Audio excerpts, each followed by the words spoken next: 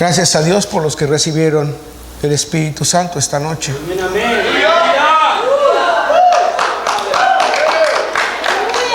Hemos aprendido en este mensaje que tenemos que crecer en la estatura del varón perfecto.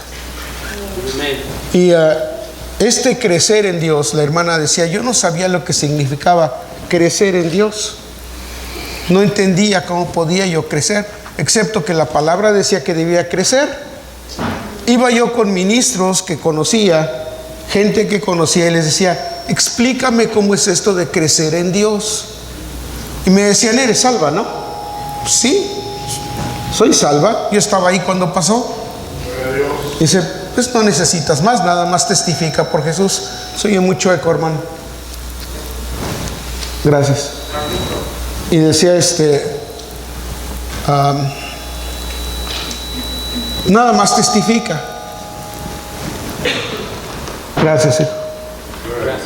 Y ella decía, está bien, pero no, porque la Biblia dice claramente que tengo que crecer.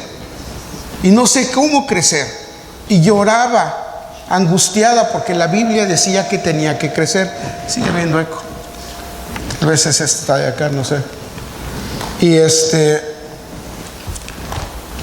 hasta que un día el Señor, orando, dejó caer todos los muebles del tabernáculo y formaron la forma de la cruz. Y me dijo, si tan solo estudias lo que significa cada uno de estos muebles, vas a aprender a crecer en la estatura del varón perfecto. Y gracias a Dios por eso, porque ella aprendió a crecer y nos ha enseñado a nosotros. Y sabemos, y sé que ustedes saben esto, pero es necesario recordarlo. Y el tabernáculo estaba compuesto de 3 partes.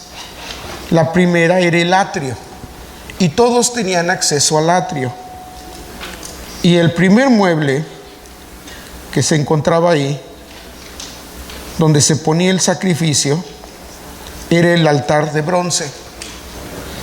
Y en el altar de bronce encontramos nuestra primera experiencia en Dios. Aquí era donde se vertía la sangre del animalito que iba a ser sacrificado. De manera que la primera experiencia que tenemos al crecer en el Señor es sangre. Y cuando lo aceptamos en nuestro corazón como nuestro Salvador personal, Él vino con su sangre y creó un hombre nuevo dentro de nuestro hombre viejo, como lo explicamos ayer. ¿De acuerdo?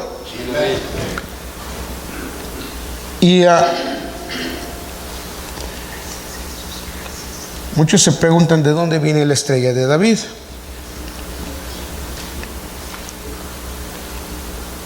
Y viene de este tabernáculo, precisamente.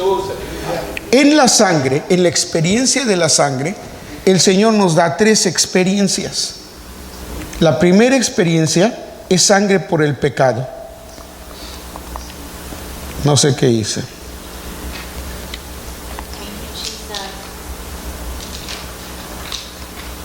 Si alguien me puede ayudar, lo agradezco. No sé qué pasó. Gracias.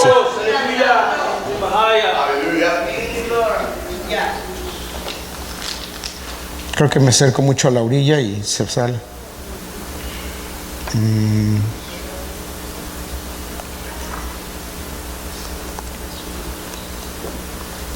Nuestra siguiente experiencia es sangre de consagración o del todo quemada. ¿Qué significa eso? Todos los días, en la mañana y en la noche, ellos ofrecían su sacrificio para dedicarse una vez más a Dios. Y todas las mañanas nosotros debiéramos ir al Señor en oración y decirle, Señor, soy tuyo. Me vuelvo a consagrar a ti.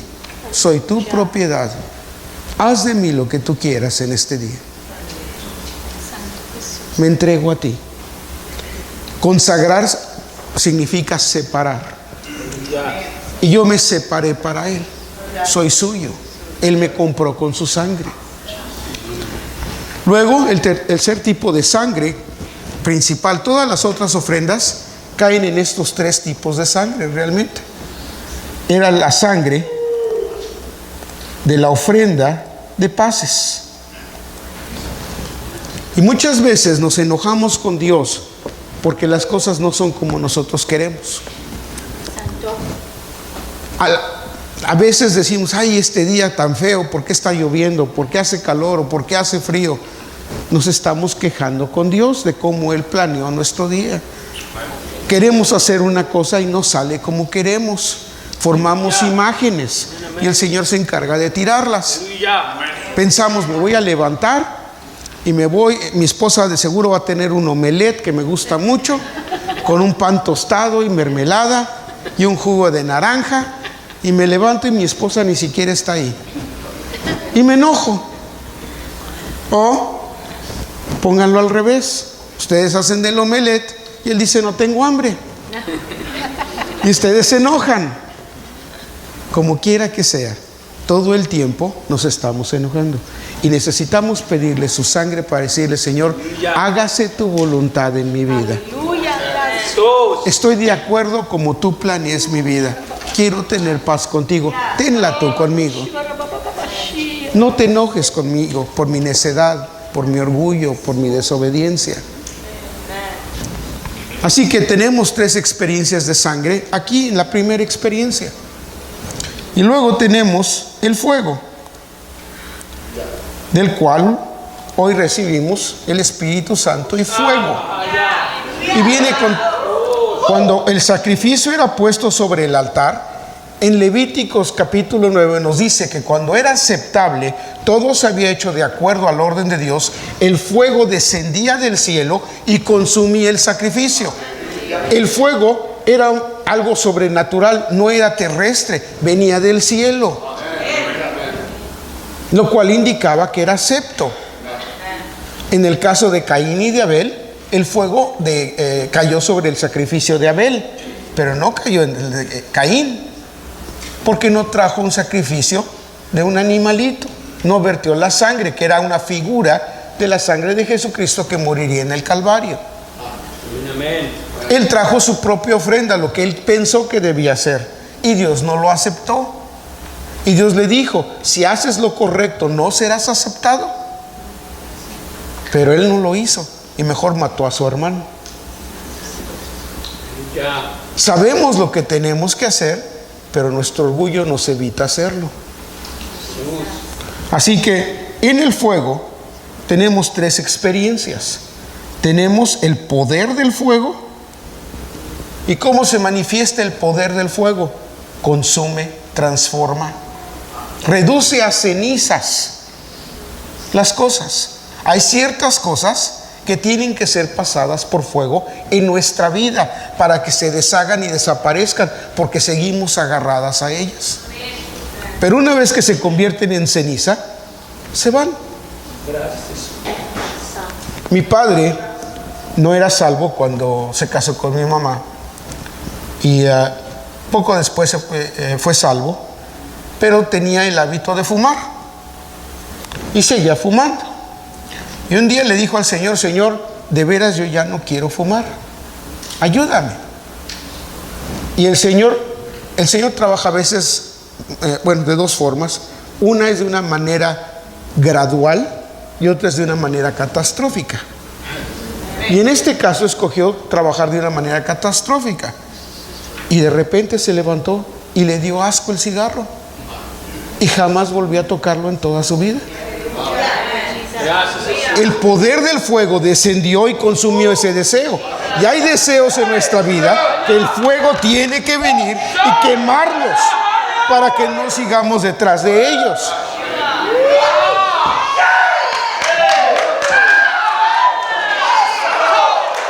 Ahora, el fuego, la sangre, era un don de Dios, un regalo de Dios. Nadie tiene que trabajar para encontrar salvación o perdón, porque por gracia sois salvos por la fe.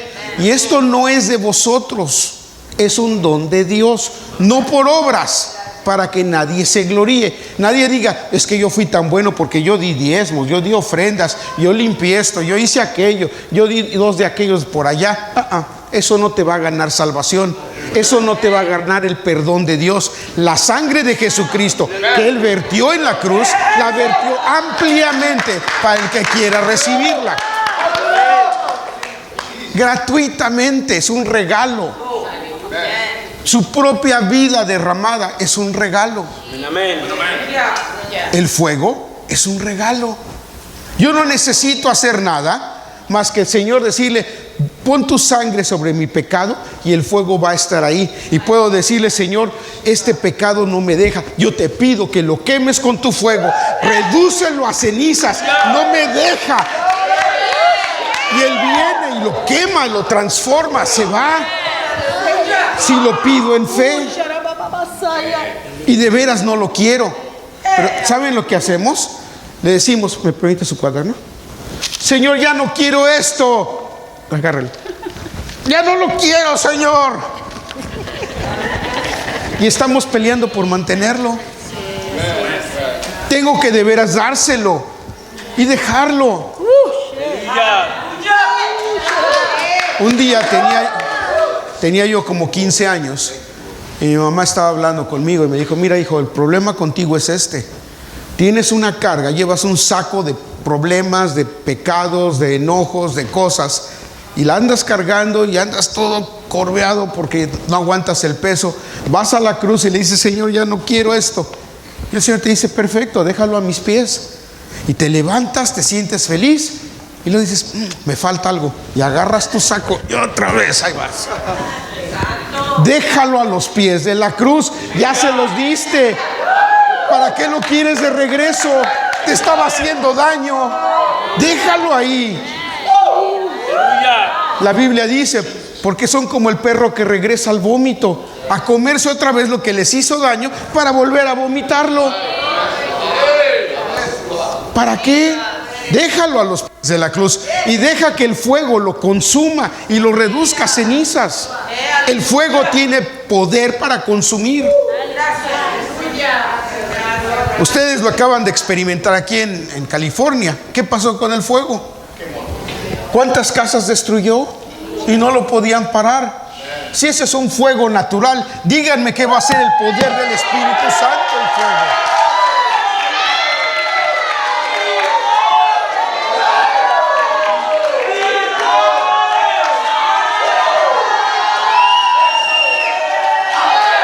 Alabado sea Dios. Y luego tenemos los dones del fuego. ¿Por qué nos comportamos como nos comportamos? Vayan a la iglesia que quieran, de la iglesia del Evangelio de Cristo, y todos nos comportamos de la misma manera. Estamos danzando, dando vueltas, gritando, alabando, saltando. Hay gente que dice: no, hermano, yo no soy de ese tipo. Yo no puedo hacer eso. Y déjenlos un poquito de tiempo con el fuego y los van a ver haciendo exactamente lo mismo. Usted dice: es que yo no puedo hacer eso. Si le ponen un fuego debajo, va a ver qué rápido se levanta y qué rápido se mueve. El fuego tiene vida. Es más, prenden una fogata y ahí están viendo las llamas y se están moviendo las llamas y ahí están como perdidos en las llamas. ¿Por qué? Porque nos llama la atención, tienen vida. Y cuando tenemos el fuego del Espíritu Santo en nosotros, es imposible que la gente no nos note y diga: tú eres algo, no sé qué tienes, pero hay algo diferente en ti. No sé qué es lo que tienes, pero tú hablas de una manera distinta, te mueves de una manera distinta, te vistes de una manera distinta, te comportas de una manera distinta. ¿Qué están diciendo? Hay un fuego en ti que yo también quiero tener. No sé qué es, pero lo siento. Fuego, los dones del fuego. Hablar en lenguas es un don. Y estaba explicándole a muchos, y tal vez debiera hacerlo. Este es un servicio raro, así que gracias a Dios.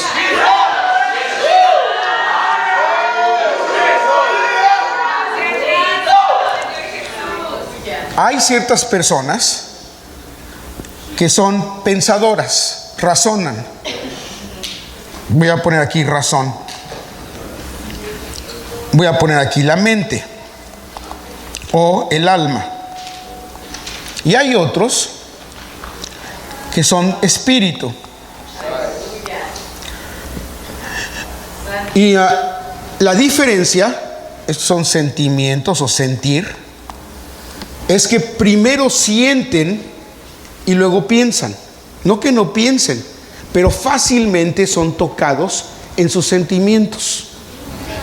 Tiene un lado bueno y tiene un lado malo. En el lado malo es que son como jarritos de mi pueblo. Se rajan con cualquier cosa. Se sienten luego. Si alguien levanta la voz, se ofenden. Todo los ofende. Y tiene uno que caminar con cuidado con ustedes. Es como caminar sobre, ¿cómo le dicen aquí? No, como cáscaras de huevo. Que no se vaya a romper uno. El lado bueno es de que sienten el poder de Dios de inmediato. Y pueden recibir el Espíritu Santo de inmediato, porque están acostumbrados a sentir. Gracias, Jesús. Por el otro lado están los que primero tienen que procesar todo en el cerebro. Tienen que pensarlo. Y vienen a pedir el Espíritu Santo y fuego y dicen, ¿y cómo tengo que hacer? ¿Cuáles son los pasos? ¿Cómo va a venir?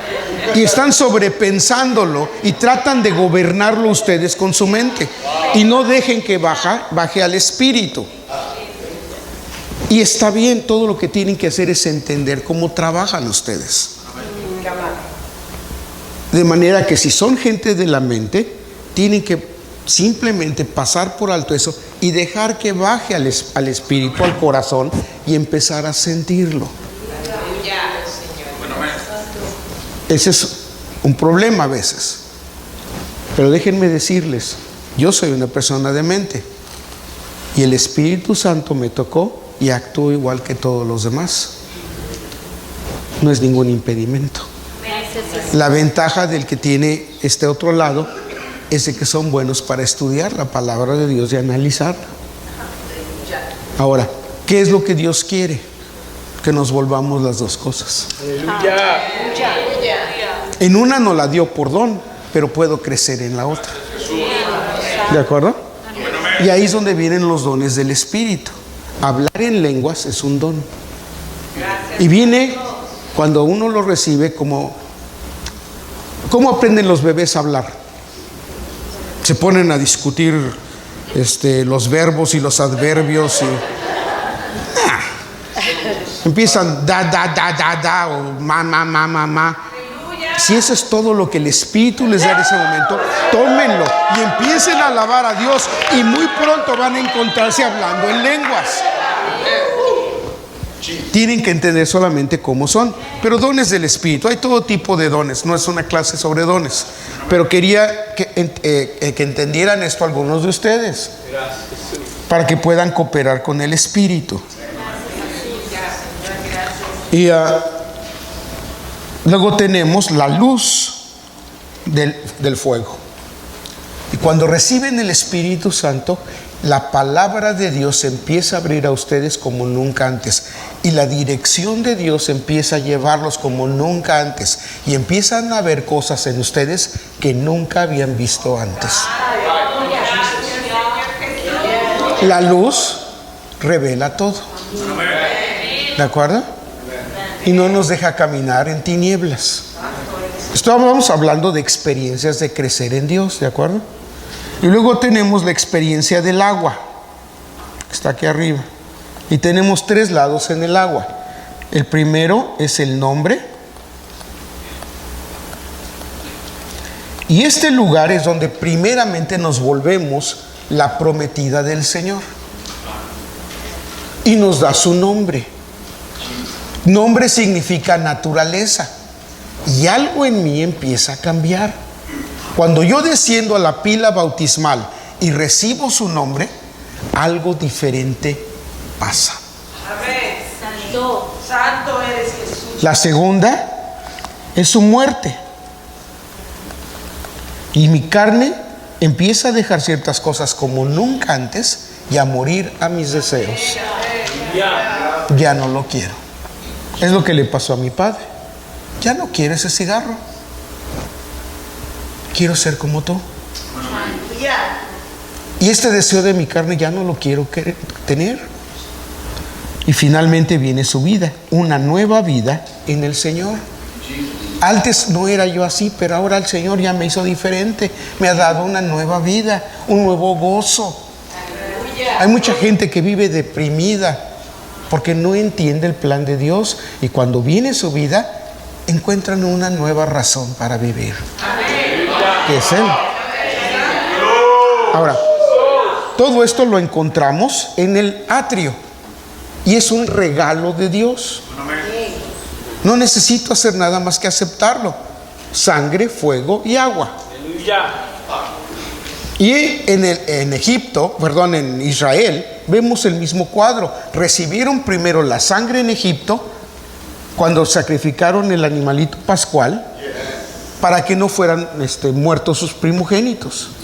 Y luego cuando salieron les dio la nube y fuego. Y nos dice la palabra que todos fueron bautizados en la nube y fuego o en el Espíritu Santo. Y luego los llevó al Mar Rojo, donde todos fueron bautizados también y descendieron a las aguas. Amén. Mismo cuadro. ¿De acuerdo? Amén.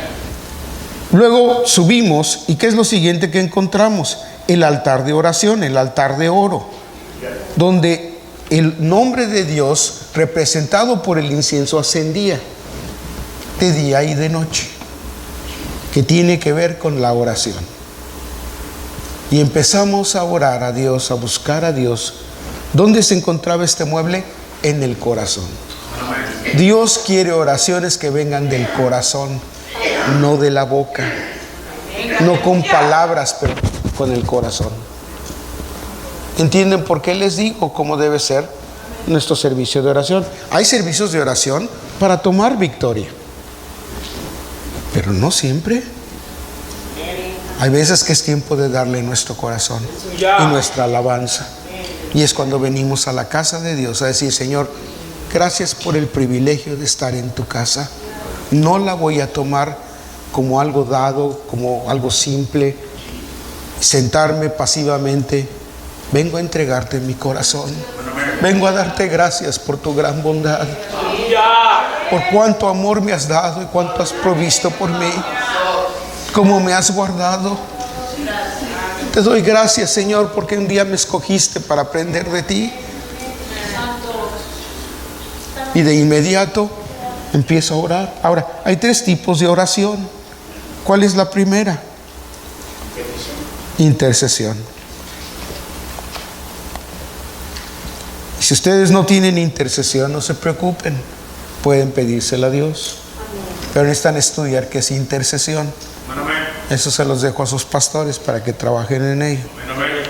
Hay diferentes tipos de intercesión, pero han oído a gente orar. Es como con una máquina, una grabadora en alta velocidad. ¿Cómo se oye? Las palabras no se entienden, se oye las palabras en alta velocidad. Y de esa manera oramos, y no somos nosotros, es el Espíritu de Dios en nosotros haciendo intercesión, porque cómo hemos de pedir no lo sabemos, pero el Espíritu hace intercesión en nosotros. ¿Ven lo que estoy diciendo?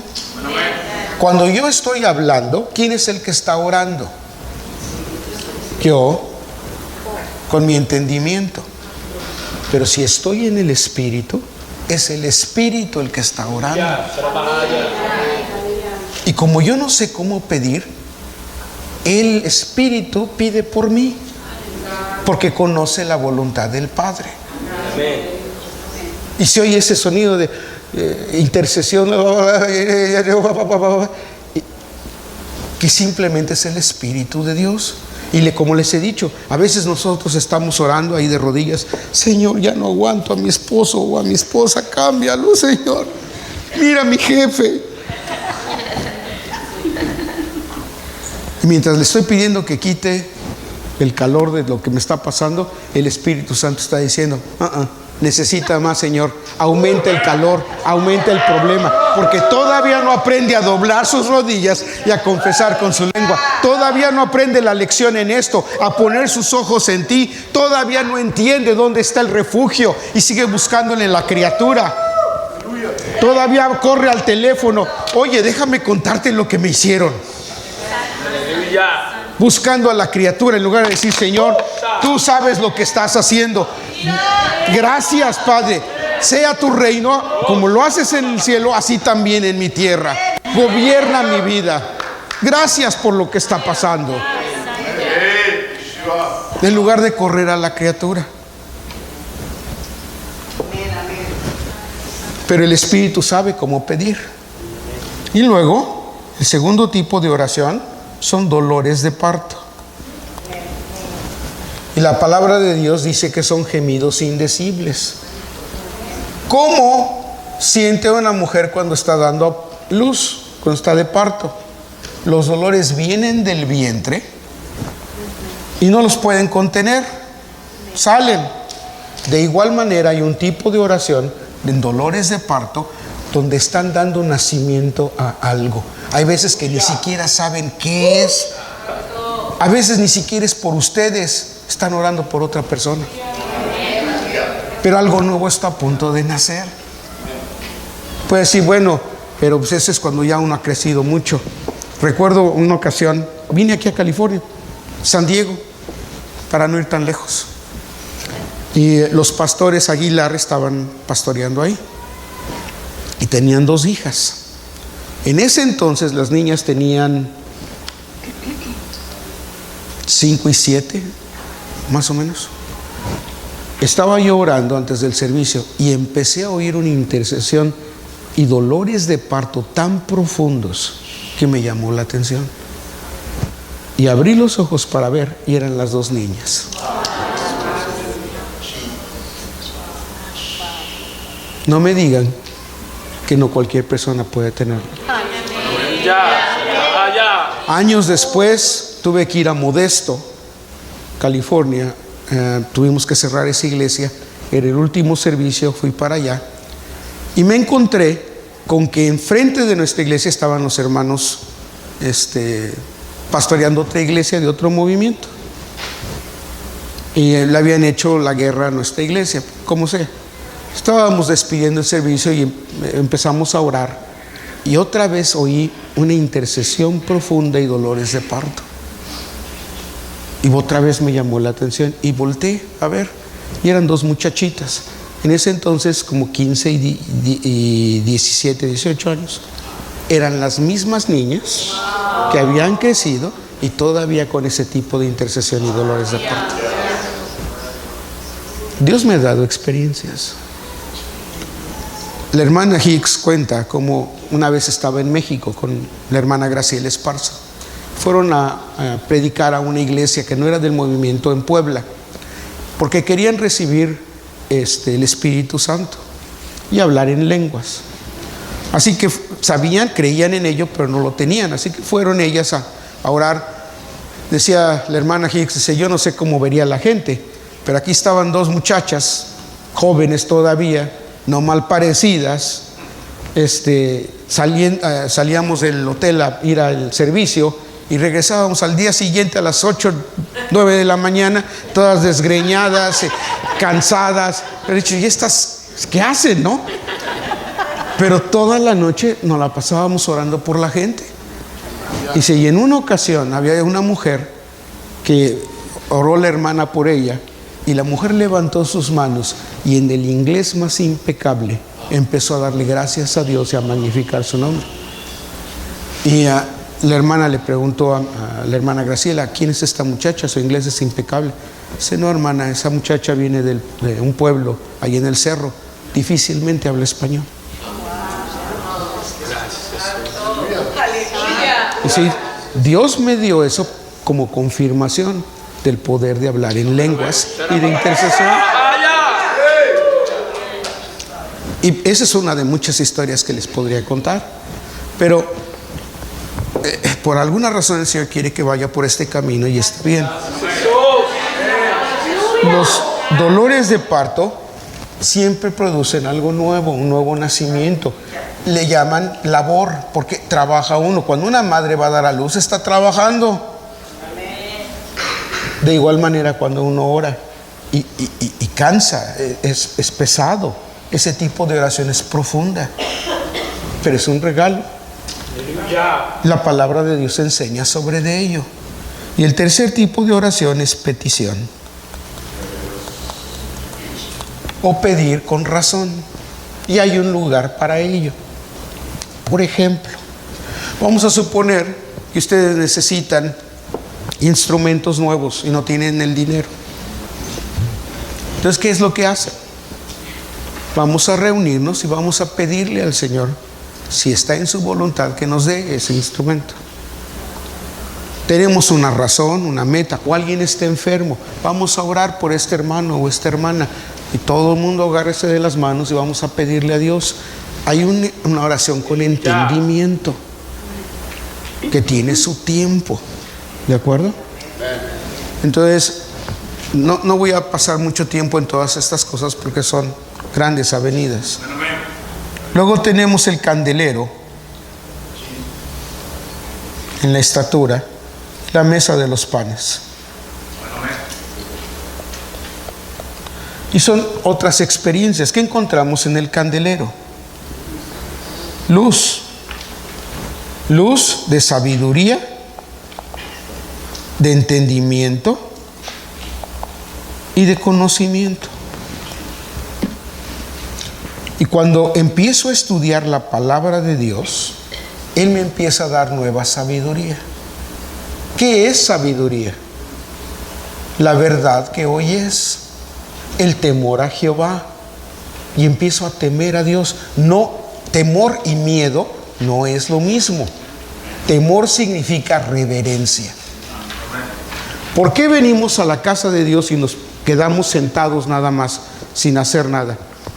Porque no hay reverencia al nombre de Dios. Si yo tuviera reverencia, entendería que vengo a la casa de Dios Todopoderoso, el dueño de todo. Y me voy a sentar así como si nada. Tengo que venir de rodillas y decirle: mi Dios, soy tuyo, quiero bendecir tu nombre. Háganme un favor, vayan al Salmo 100 y léanlo juntos. Salmo capítulo 100. Gracias, Jesús. Aleluya, aleluya. Salmo 100. Todos juntos, por favor. Empecemos.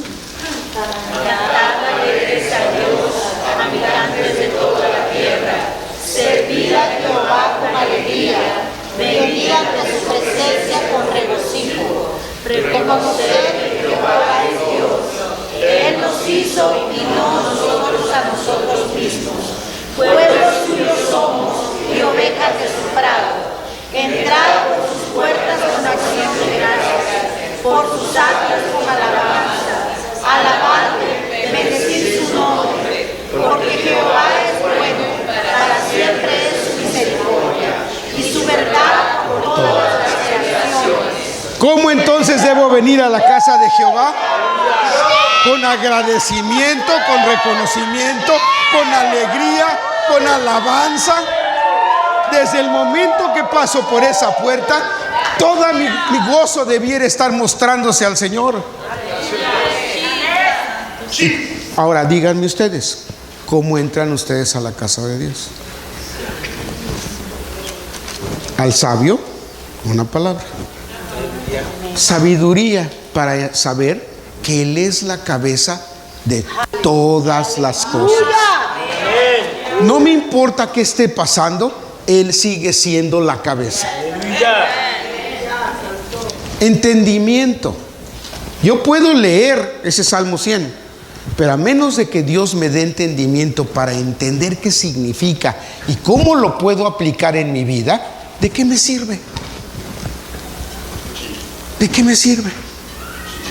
Pero si empiezo a meditar en su palabra, corran al Salmo 1, por favor.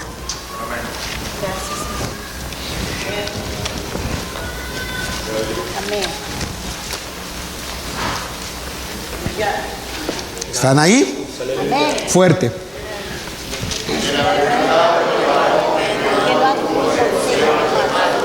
Ni estuvo el camino de pecadores, ni en silla de escarnecedores se ha sentado, sino que en la ley de Jehová está su delicia, y en su ley medita de día y de noche. Será como árbol plantado junto a corrientes de aguas, que dará su fruto en su tiempo, y su hoja no cae, y todo lo que hace prosperará. No así los malos, que son como el carro que arrebata el viento. Por tanto, no se levantarán los malos en el juicio, ni los pecadores en la congregación de los justos. Porque Jehová conoce el camino de los justos, mas la senda de los malos perecerá. ¿Por qué no tenemos éxito en la vida? Porque no meditamos en la palabra de Dios. La palabra de Dios dice: mas buscad primeramente el reino de Dios y su justicia. ¿Qué significa eso? Tú eres justo en todo lo que haces. ¿Y entonces qué va a pasar si hago eso? Me va a dar todo lo que yo necesito. Pero nosotros queremos buscar lo que yo necesito y Dios es en segundo. Estoy poniendo la carreta enfrente del caballo y no funciona. Pero si busco a Dios primero y su justicia, entonces Él me va a dar lo que yo necesito. Y si me pongo a meditar en su palabra de día y de noche, entonces voy a ser como un árbol plantado en aguas. ¿Cuáles aguas? Las aguas de su palabra. Y su palabra me va a estar alimentando todo el día, porque día y noche yo estoy meditando en su palabra. Puedo estar en el trabajo, pero mi mente puede estar en Él. Amén. Dice, y su hoja no cae. Siempre van a tener alimento para alguien. Y todo lo que hace, prosperará. Santo eres Jesús. Es que a mí no me salen bien las cosas. ¿Qué te dice eso? No estás meditando en su ley. No estás buscando el entendimiento de la palabra. Pero es como una vaca. Tiene 7 estómagos, si no mal recuerdo, 5 o 7. Y mete la comida en el primero y lo mastica, le saca todo lo que puede y luego lo avienta al segundo estómago. ¿Y qué hace el segundo estómago? Lo vuelve a masticar. Y el tercero, y saca toda la sustancia hasta que lo convierte en leche. La palabra de Dios es igual. Tengo que masticarla. Bueno, ¿qué significa esto, Señor? ¿Saben qué es lo que tienen que hacer? Pensar en lo que ya saben. ¿Se acuerdan que les dije que el Señor siempre toma lo que ya les dio? Amén, amén. Ok, aquí dice que un árbol. ¿Qué sé sobre los árboles? Bueno, sé que un árbol toma muerte, dióxido de carbono. Y a cambio de la muerte que toma, da vida, oxígeno. Y Dios quiere que yo sea como un árbol. Eso quiere decir que si la hermana viene con muerte, yo debiera absorberlo y dar vida. Ya.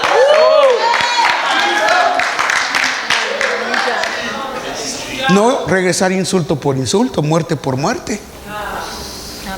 ¿Qué más sé sobre los árboles? Había un árbol de la vida. Y lo veo en la Nueva Jerusalén, en la Ciudad Santa.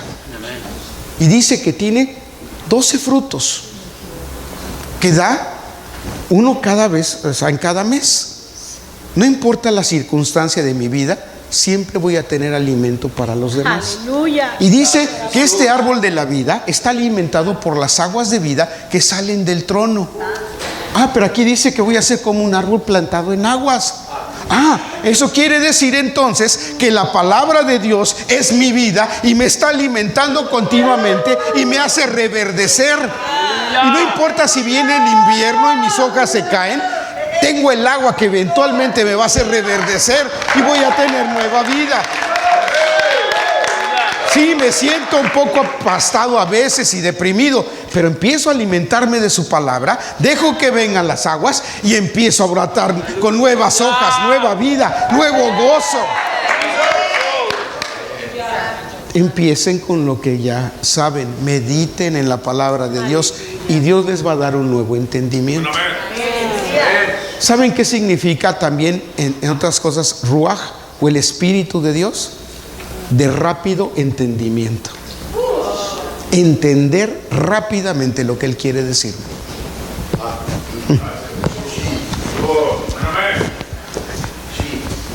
Pareciera esto muy sencillo, pero Dios tiene su razón. Conocimiento. ¿Qué significa conocimiento? Se los dije ya, es una experiencia. La palabra conocer en la palabra de Dios significa conocer algo de una manera íntima. Adán conoció a su esposa y le engendró hijos. Y cuando yo empiezo a tener una experiencia con la palabra, va a empezar a ser algo diferente. Miren,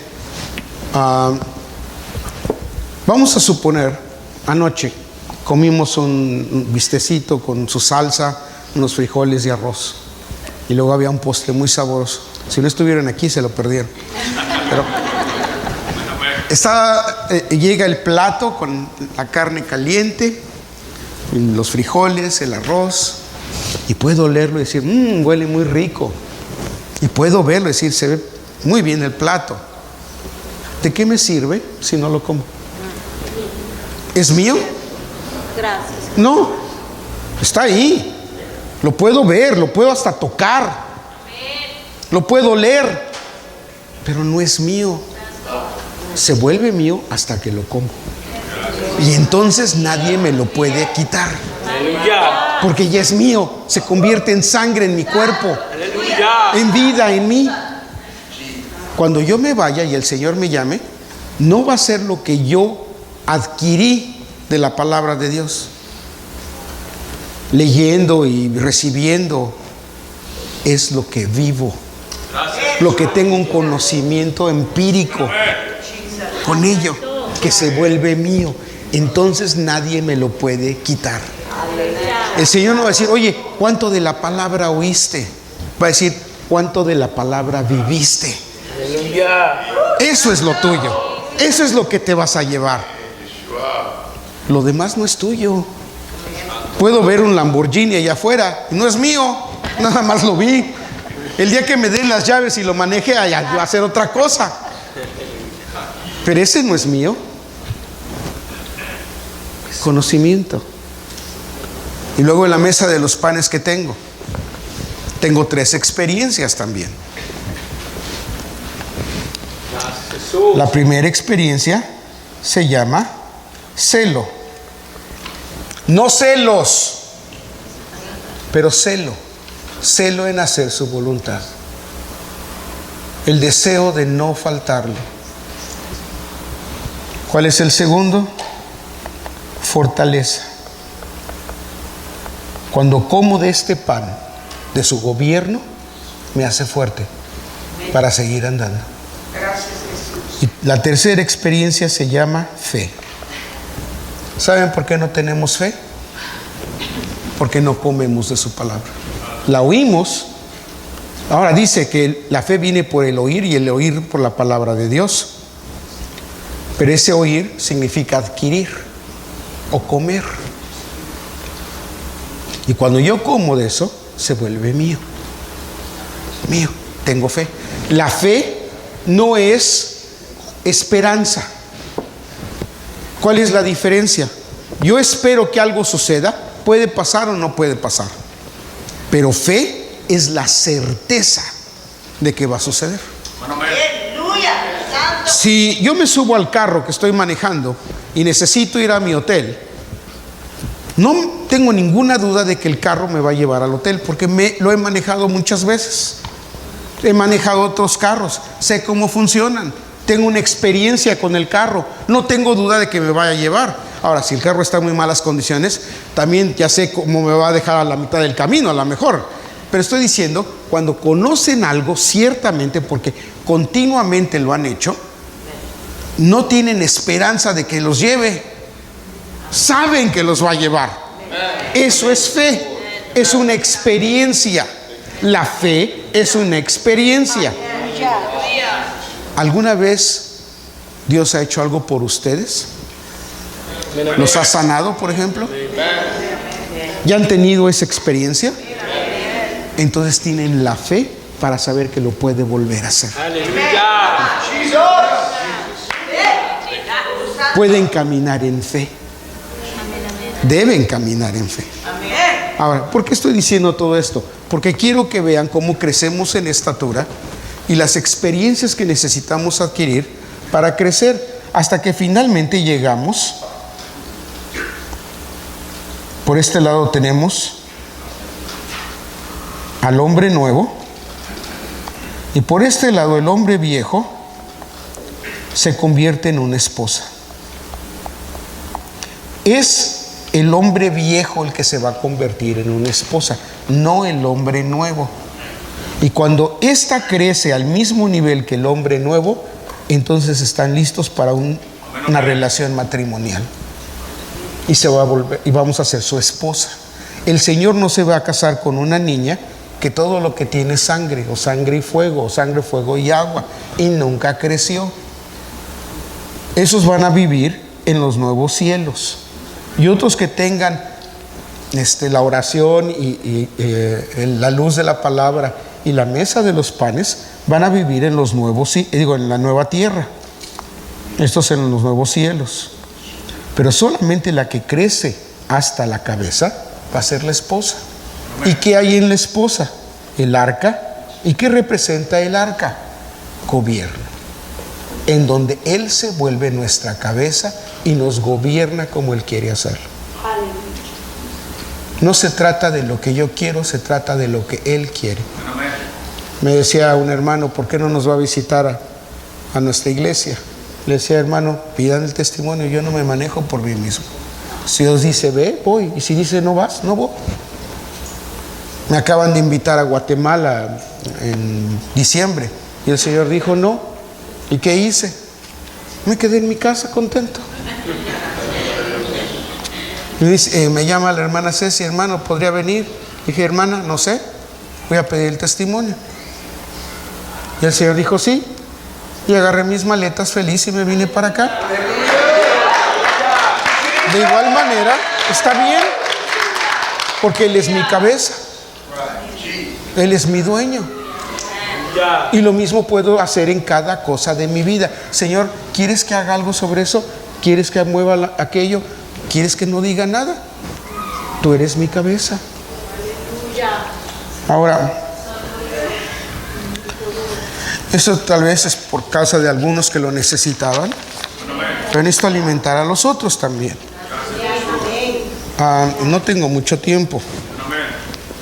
Quisiera pasar tiempo en esto, pero Dios sabe. Vayan, por favor, probablemente. Vamos a Primera de Reyes primero. Necesito encontrar mi camino.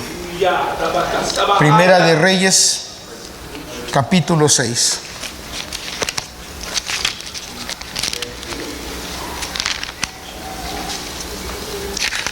Hace muchos años, la hermana Hicks empezó a hablar.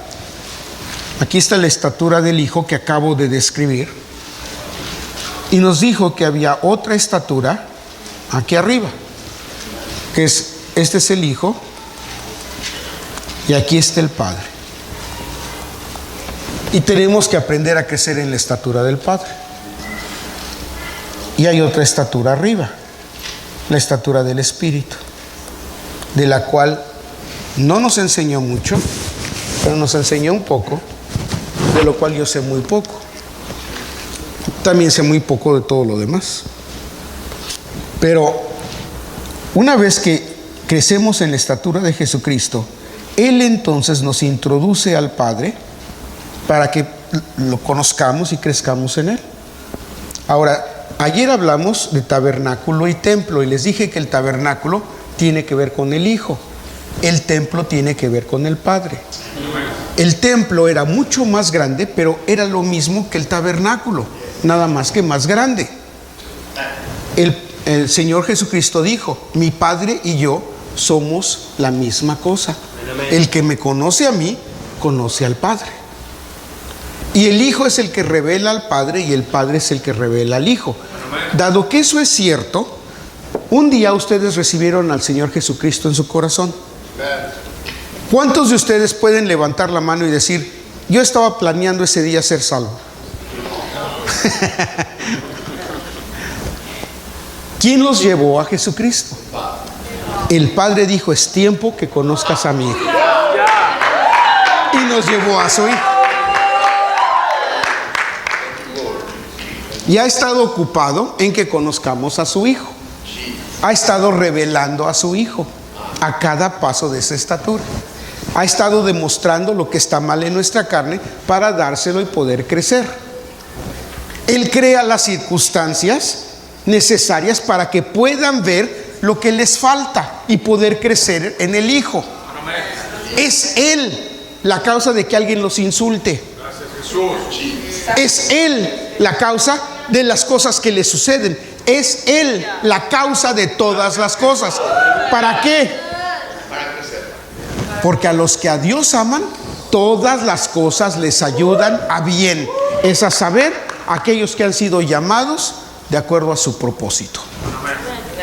No a todo mundo les ayuda bien, pero a aquellos que han sido llamados, todas las cosas les ayudan a bien, porque tienen un propósito: llevarme de regreso a casa. ¿De acuerdo? ¿Y cuál es esa casa? ¿Dónde es esa casa? Mucha gente, cuando ella empezó a enseñar sobre la estatura del Padre, o ni siquiera empezó a enseñar, lo mencionó, mucha gente se enojó y dijo: ¿qué? ¿Hay otra estatura en la que tengo que crecer? Y se enojaron, algunos se fueron. Gracias a Dios que sé que hay otra estatura. Dios es infinito. ¿Vamos algún día a terminar de conocerlo? Gracias, Jesús. Primera de Reyes, capítulo 6. Voy a leer yo, versículo 1. Y fue en el año 480, después de que los hijos de Israel salieron de Egipto, en el 4º año del principio del reino de Salomón sobre Israel, en el mes de Sif, que es el 2º mes, que él comenzó a edificar la casa de Jehová. Y la casa que el rey Salomón edificó a Jehová tuvo 60 codos de largo. Ok. Así que, ¿cuánto tenía de largo? 60 codos. Y 20 codos de ancho. Y 30 codos de altura. ¿De acuerdo? Y el pórtico delante del templo de la casa, de 20 codos de largo. ¿Qué pórtico es este? Hablaremos de ello en un momento. Pero voy a poner que este pórtico tenía lo mismo de ancho, 20. Y su ancho era de 10 codos delante de la casa, por 10. E hizo la casa de las ventanas, etcétera, etcétera, etcétera. Vamos ahora a Segunda de Crónicas, capítulo 3. Ya.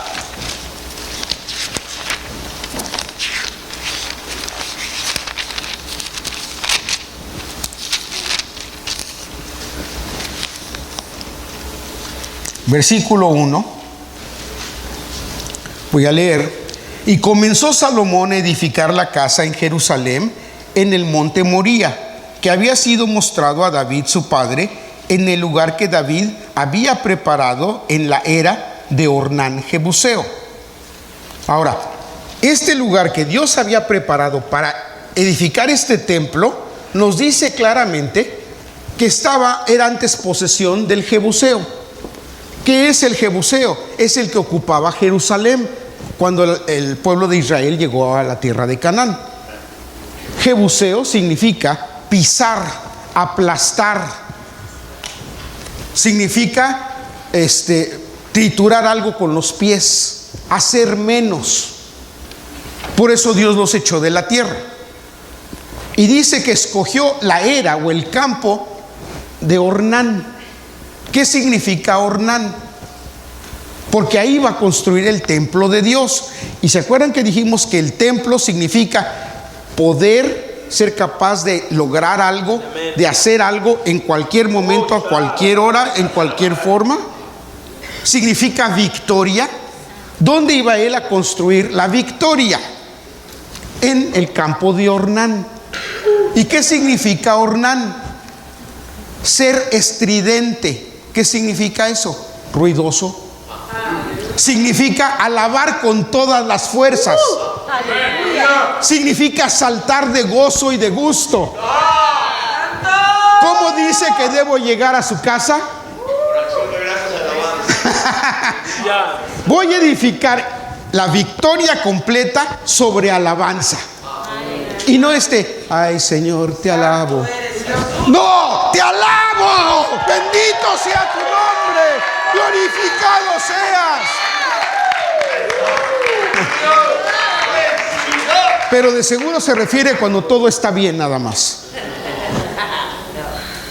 Cuando todo está mal, no importa, es lo mismo. En todo momento voy a alabar tu nombre. Cantad a Dios una canción nueva, un cántico nuevo. Voy a alabar tu nombre en todo, no importa dónde esté. Voy a alabar tu nombre, porque voy a entrar a tu templo.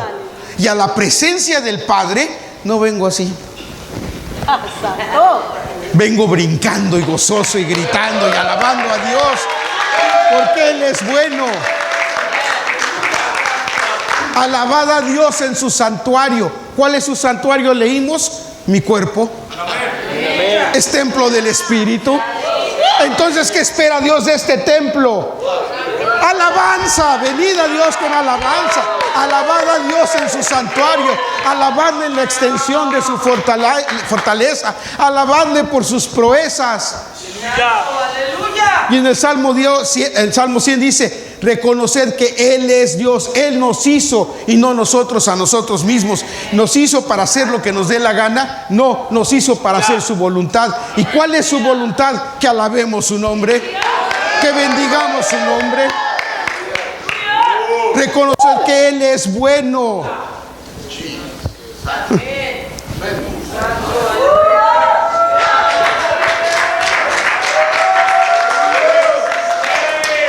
En el Hijo, el Señor nos tiene paciencia, pero en el Padre espera mucho más, porque estamos hablando de gente madura en Dios que ha crecido.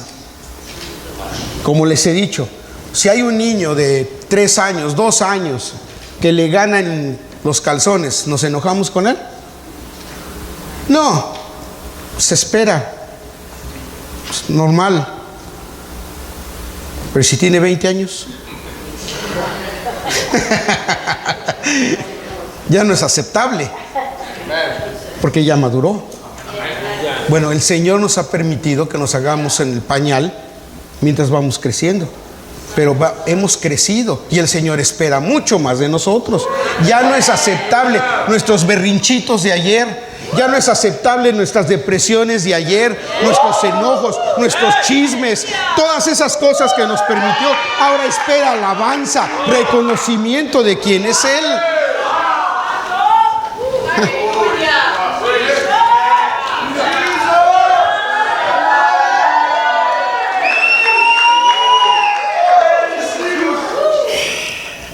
Ya se me fue el tiempo. ¿Debo seguir?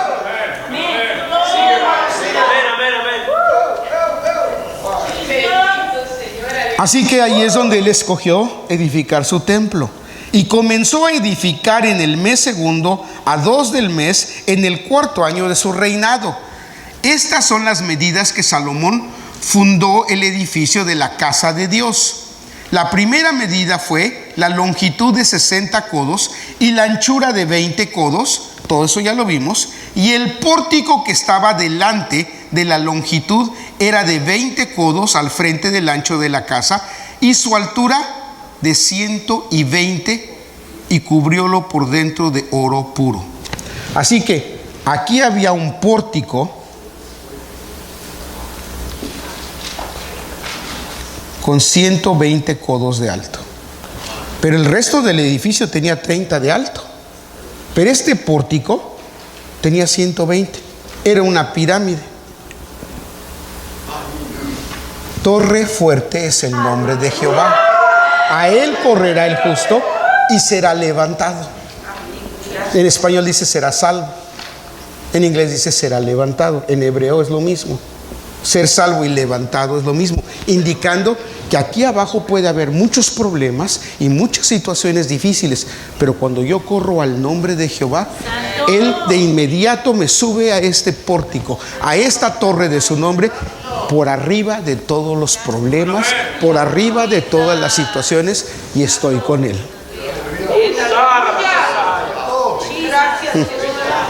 ¿Cuál es el poder de la paloma? La paloma no tiene garras, no tiene un pico grandísimo para atacar al enemigo. ¿Cuál es el poder de la paloma? Su poder de remontarse por encima de todos los problemas. Ya no importa si aquel está hablando de mí, si a este le caigo gordo, si aquel me dice acá o allá, si aquel me quiere golpear, si se me pone caras. Esas son cosas allá abajo. Yo estoy acá arriba con mi Señor, en completa paz.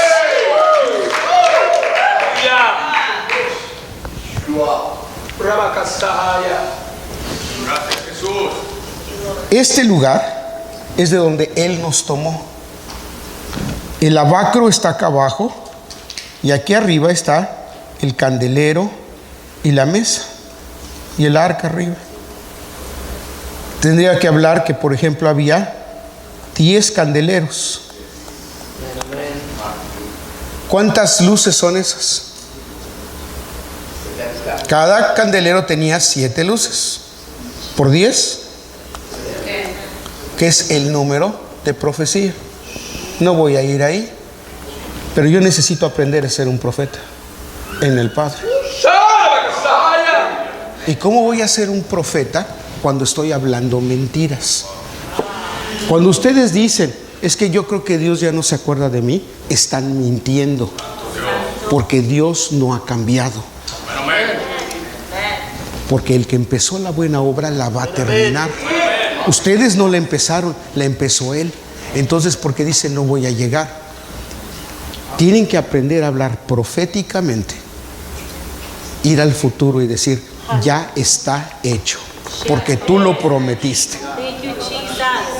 Porque tú lo prometiste, yo confío en ello y me voy a agarrar a ello. Tienen que empezar a profetizarse a sí mismo. David le decía a su propio cuerpo, alma mía, ¿por qué estás tan atribulada? Recuerda que el Señor te ama, recuerda que lo prometió. Levántate de esta pesumbrez que tienes aquí y empieza a hablar proféticamente. Él venció todo pecado. Él venció toda la muerte. Estamos hablando de 70. No tengo tiempo de meterme en tantas cosas. ¿Cuántas mesas de los panes había? 10. ¿Cuántos panes son esos? 120. ¿Cuál es la altura de este pórtico? 120. ¿Cuántos había en el aposento superior?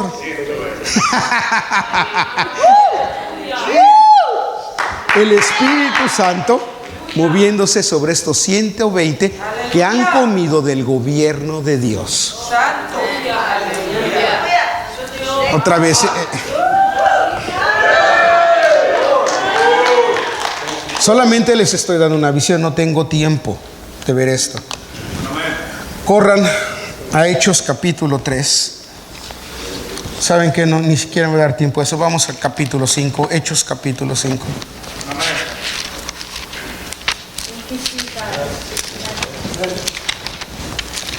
Podría tenerlos aquí toda la noche.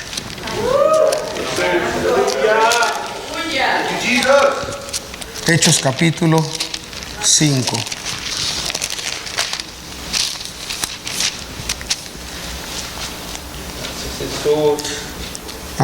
No, vamos al capítulo 3. El 5 no lo quiero ver ahorita. Va a tomar más tiempo. Hechos capítulo 3. Bendito sea el nombre de Dios.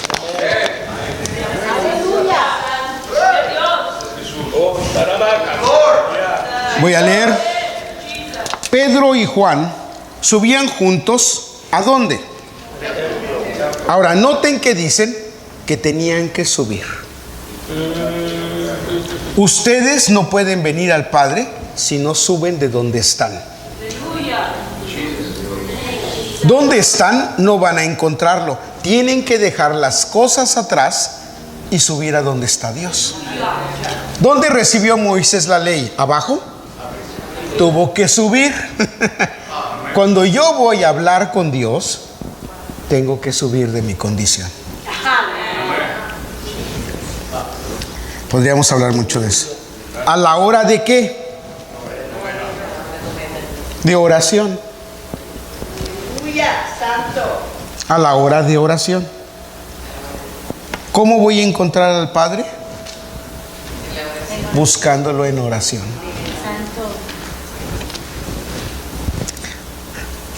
La de nona era a las 9 de la mañana. Y un hombre que era cojo, desde el vientre de su madre, era traído. En otras palabras, era un caso sin solución. Desde que venía del vientre, el niño nació mal, al cual ponían cada día a la puerta del templo que se llamaba La Hermosa. ¿De qué templo estamos hablando? Del templo de Salomón, del templo del Padre, para que pidiese limosna de los que entraban en el templo. Así que el muchacho pedía limosna a aquellos que venían buscando al Padre. Como vio a Pedro y a Juan que iban a entrar en el templo, rogaba que le diesen limosna. Y Pedro y Juan, fijando los ojos en él, dijo: mira a nosotros. En otras palabras, levanta tu cara y pon atención a lo que vamos a decir. Hay gente que cuando hablan con ellos están viendo para el suelo o para otras cosas. A veces en el teléfono. ¿Saben lo que hacía la hermana? Se callaba la boca hasta que el otro se daba cuenta de y dije: si no me puedes escuchar, dímelo y hablamos en otro tiempo. Es simple cortesía ver a la persona que está hablando con ustedes. Si no pueden hablar con ellos, díganlo: mira, en este momento no puedo atenderte, dame 10 minutos que termine yo esto, o lo que se necesite, o mañana o cuando sea. Y luego préstenle toda la atención. El Señor hace eso con nosotros. Él nos pone atención, nosotros no. Así que, fijando los ojos en él, dijo: mira a nosotros. Entonces él estuvo atento a ellos. ¿Se dan cuenta que antes no estaba atento a ellos? Ya nada más estaba pidiendo por pedir. Pero en ese momento él le dijo: quiero que pongas atención, hay algo diferente que va a pasar. Esto es importante. Esperando recibir de ellos algo. Y Pedro dijo: ni tengo plata ni oro, mas lo que tengo te doy. En el nombre de Jesucristo de Nazaret, levántate y anda. Y tomándole por la mano derecha, le levantó. Ahora, primero nos dice que le dijo: levántate y anda. Este hombre nunca había caminado en su vida. Y le dijo: levántate. Y luego nos dice que le dio la mano y lo levantó. ¿No hay contradicción? Lo que el Señor está diciendo es: no me importa en qué condición estás, tú ponte de pie.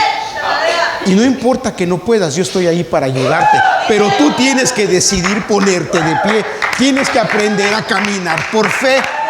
Tú puedes decir: pues que es imposible, yo nunca he caminado en mi vida. Pero el Señor te está diciendo: párate, levántate, es tiempo de que te levantes. Y entonces está Él para levantarme, para ayudarme en lo que Él me está mandando a hacer. Hermano, es que yo no puedo hacer eso, yo nunca lo he hecho. Empieza a caminar por fe y Él te va a levantar. Pero tú tienes que estar dispuesto a tratar el intento inicial de obedecer a Dios. Si no lo haces, Él no te va a ayudar. Y luego dices: es que Dios no me contesta, porque tú no estás haciendo tu parte. Levántate y anda. Y tomándole por la mano derecha le levantó. Y luego fueron afirmados sus pies y tobillos. Ahora, cuando Él le dijo: levántate, Y cuando lo ayudó a levantarse, sus pies ya estaban bien.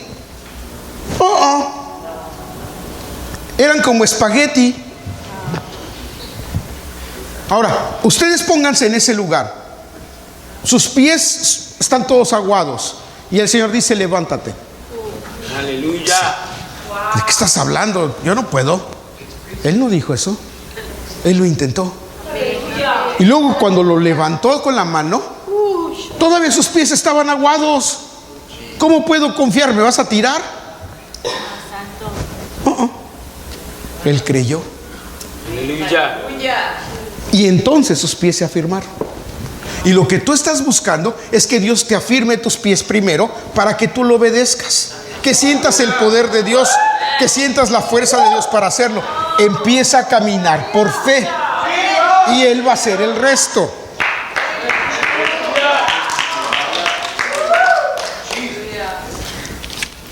Gracias, Jesús. Y saltando se puso en pie. ¿Qué no lo habían levantado? Entonces, ¿qué significa esto? Esto fue inmediato. En el momento que me levantó, sentí mis pies fuertes y entonces brinqué, salté. La misma palabra para Ornán. En gozo, en alegría, en gratitud, porque soy delante del templo donde está toda la victoria. En cualquier forma, en todo momento, yo puedo obtener la victoria, porque estoy en la casa de mi Padre. Y saltando se puso en pie y anduvo.